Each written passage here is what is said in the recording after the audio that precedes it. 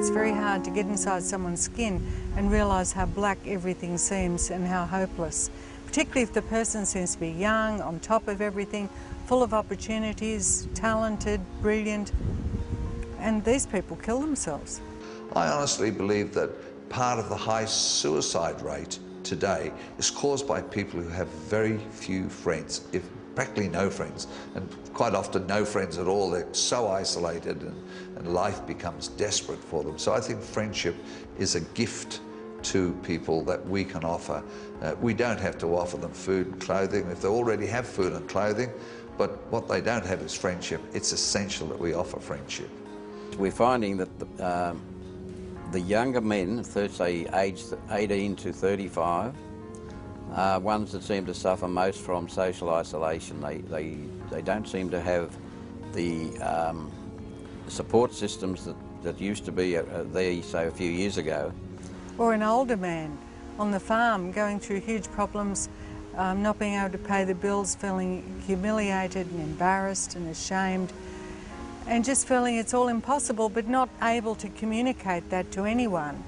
And I think the key thing here is to remember that people don't want to own up, don't want to admit it, because they're too proud of themselves, and then yet that makes their life a misery. Worse still, left alone, they might eventually do themselves in.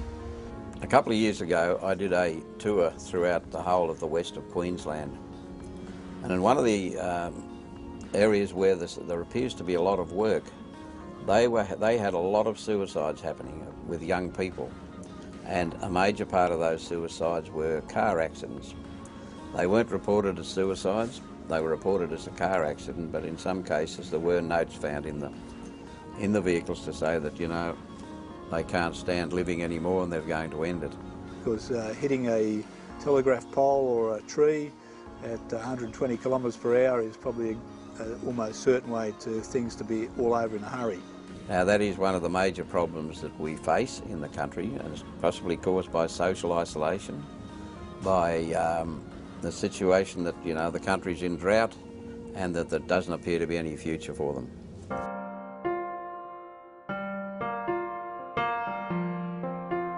One of the reasons we're training our people to recognise the symptoms of suicide or suicide tendencies is so that we can perhaps prevent this from happening before it does happen.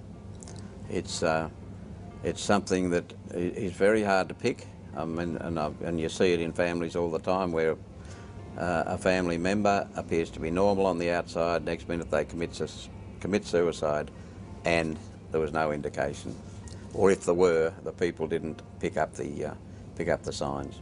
So the warning signs for teen suicide are things like kids making suicide threats, whether they're direct or indirect, having obsession with sort of morbid thoughts about death and departure, poems and essays and drawings that are of a morbid nature, dramatic change in their personality and appearance, you know, like they become less attentive, or they're less attentive to how they sort of appear and sloppy.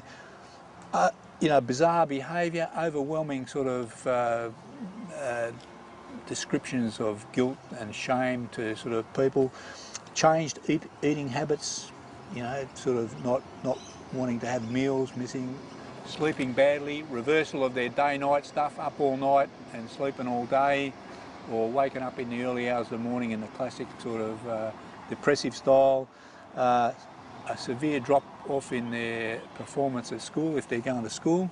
As far as someone giving an indication they're going to suicide, sometimes there is no indication whatsoever, particularly with men. Women, we find, will perhaps say they're thinking of suicide and they won't do it. Men usually don't say, and they do it. People who are untrained in mental health issues should take every suicide threat seriously. If you encounter somebody that you feel is suicidal, you ask them, I think, ask them, do you feel as though you want to commit suicide? If they say yes, then you get some help for them. Again, probably ring the ambulance and say this guy is suicidal and I think he needs to be looked after. certainly you wouldn't walk away and leave them to it. You'd try and help them if you could.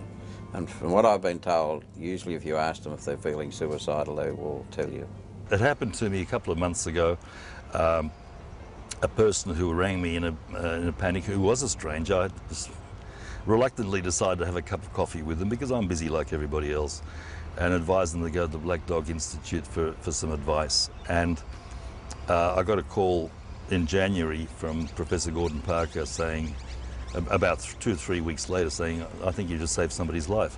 Now that was a bit overwhelming for me, and it may not be the case. I think people save their own lives, but if you can contribute to somebody saving their own lives, and you have, many of you have and many of you will, it's fantastic, because people do get better and they do improve and they start leading normal lives again.